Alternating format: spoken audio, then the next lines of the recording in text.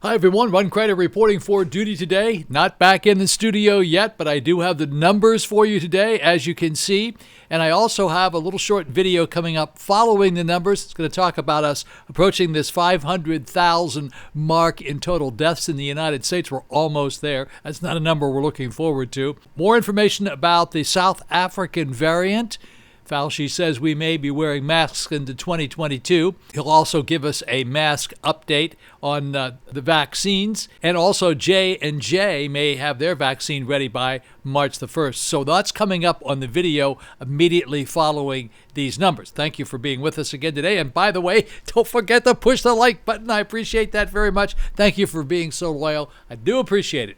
Alrighty, well, let's take a look. See, this is what happens when you get around to the beginning of the week. The numbers start going up, but they go up, they go down. Here we go. Take a look at this. The deaths, 161 new deaths in the entire state of Florida. That's 68 more than yesterday. Yesterday we were at 93, so that's why it's red over here. Now it's green over here because the number of positives for the entire state of Florida went down to 4,151. It went down by 914. Yesterday it was 5,065. Going down here. Whoa, nope. Wait, sorry about that. Let's move over here and take a look at the number of vaccinations in the past 24 hours. 128,568 for the entire state of Florida. And total number of vaccinations in the entire state of Florida, 4,096,985. However, you'll see we have some very low numbers of vaccinations in some of the counties. Well, let's take a look at Dade County right now. 24 new deaths in the past 24 hours, 994 new positives, 1,105 new vaccinations. In Broward County, that's Fort Lauderdale, 9 new deaths to report, 531 new positives, 1,331 new vaccinations in the past 24 hours. Up there in Palm Beach County, 18 new deaths to report, 283 new positives, 459 new vaccinations. Then in Orange County, that's Orlando, 1 new death to report, 275 new positives, and 39, very paltry amount, 39 new vaccinations for Orange County. Small amount of vaccinations, my goodness gracious. Let's take a look at Brevard County. Brevard County is Melbourne. No new deaths to report, 99 new positives, 84 new vaccinations. Alrighty, St. Lucie County. 1 new death to report, 56 new positives, 264 new vaccinations in the past 24 hours. In Martin County and in Indian River County, there were no new deaths to report, 20 new positives in Martin County, 25 vaccinations. And then in Indian River County, check this out, 5 new vaccinations, very, very small number. 0, as I said before, 0 no new deaths in Indian River County, and 14 new positives. Now, these are the numbers coming down here that we're going to see here for Indian River County. Indian River County these are the positives for our county, Indian River County. Zip code 32948. 2, zip code 32958, 3, zip code 32960, 3, all these are in the past 24 hours, new positives. Zip code 32962, 2, zip code 32963 is 0, zip code 32966 is 2, zip code 32967 is 1, and zip code 32968 is 1. So the barrier island where I live, 0, no new positives. That's a good thing. We like seeing that. And then the main part of Vero Beach proper, 32960, had 3. So those numbers are relatively small. That's good. I mean, overall Indian River County only had 14. Now we're going to go down here and take a look at the 7-day moving averages, and that one went up. It was 161.71 yesterday. Today it's 162.57. That means approximately 162 people passed away each day for the past 7 days in the entire state of Florida. Now we're going to take a look at these states of the United States. This was updated. This was actually updated today at 1:30 this afternoon. So the number of vaccinations that were given out in the entire United States so far since we started as of 1:30 today, 64,177,474. Number in the past 24 hours, 1,365,820. The government has used up about 85% of their vaccines. In Texas, 79,341. They've used up 83% of their vaccines. These are all within the past 24 hours. These are the vaccinations.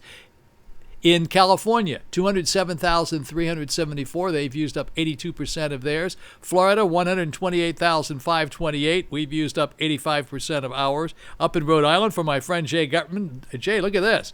8,243 people were vaccinated. We've used up 83% of your vaccines up there. Colorado, 37,355.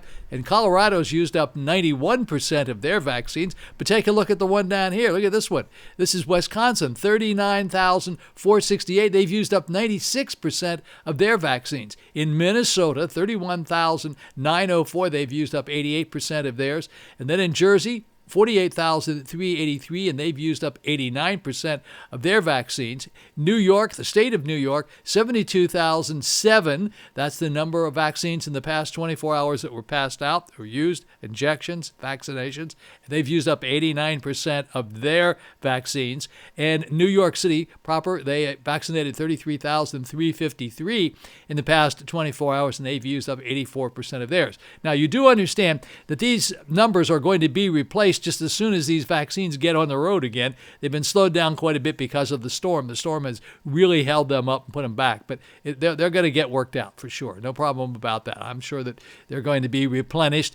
And as you probably heard yesterday, President Biden was at Pfizer. Pfizer announced that they're going to pretty much double their supply of the vaccines. Of course, President Trump is being blamed because he didn't order enough. Well, maybe let's give him a break. This is all very new to all of us. But anyway, good old President Biden, he's in there and he ordered more. So they're on the way.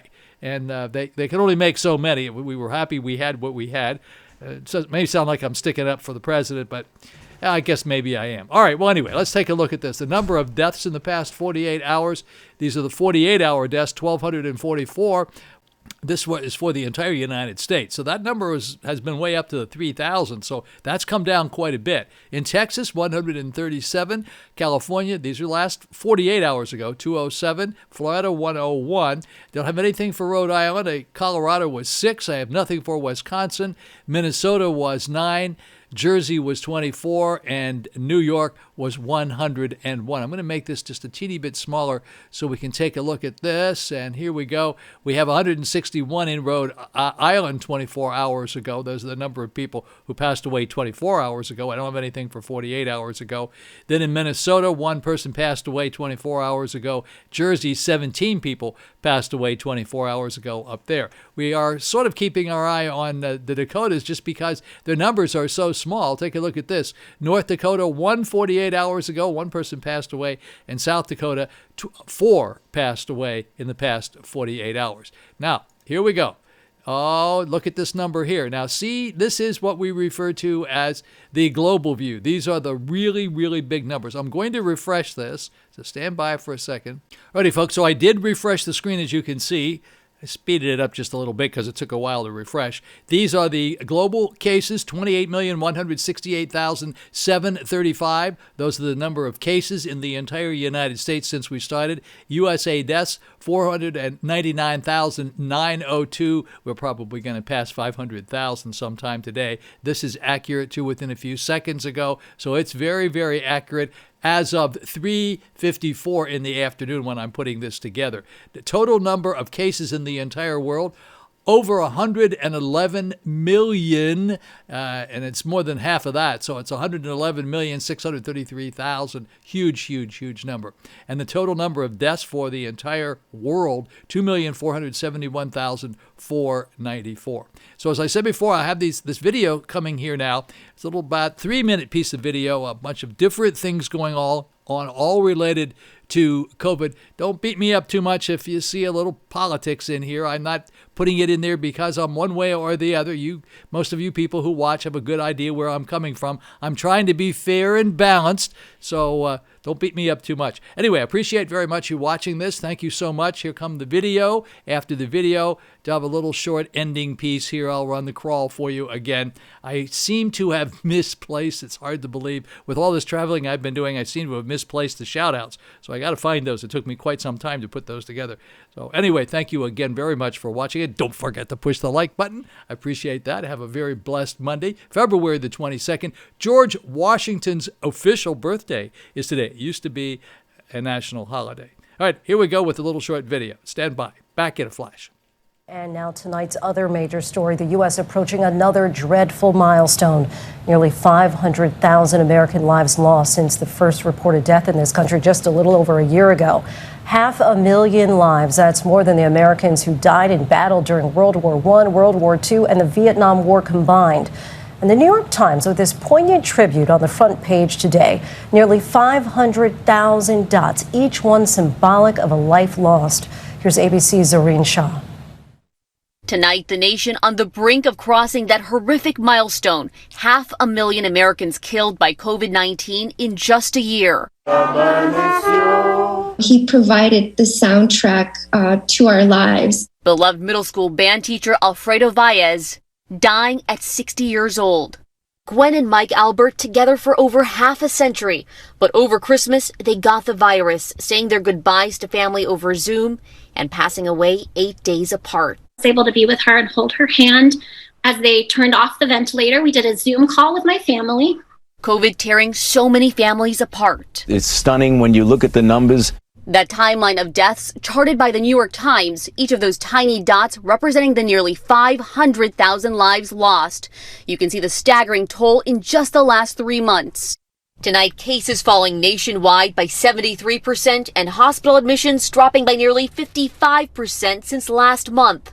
But the variants threatening to spark a new surge. New York today reporting its first case of the South Africa variant in a Long Island resident, and the vaccines may be less protective against it. If in fact this becomes more dominant, we may have to get a version of the vaccine that is directed specifically against the South African isolate. Fauci also warning Americans could be wearing masks into 2022, saying the nation's vaccine distribution should be back on track midweek after brutal weather delayed 6 million doses.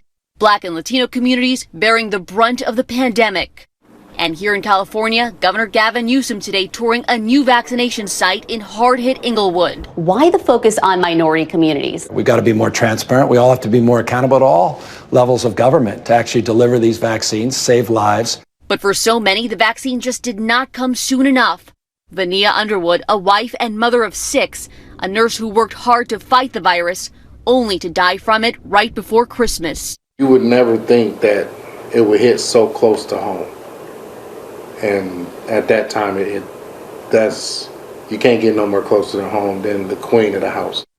Losing his queen, the virus continues to take such a devastating toll. And Zareen Shah joins us now live from a vaccination site in Inglewood, California. And Zareen, we know how important the vaccines are to ending the pandemic, and it sounds like that the nation could soon be getting a big boost. Yeah, Lindsay, vaccinations are happening right behind me, and more could be on the way. FDA's advisory panel is having a public hearing about Johnson & Johnson's one-shot vaccination on Friday, and they could greenlight it as early as next weekend, and we could have the first shots into arms by March 1st. Lindsay?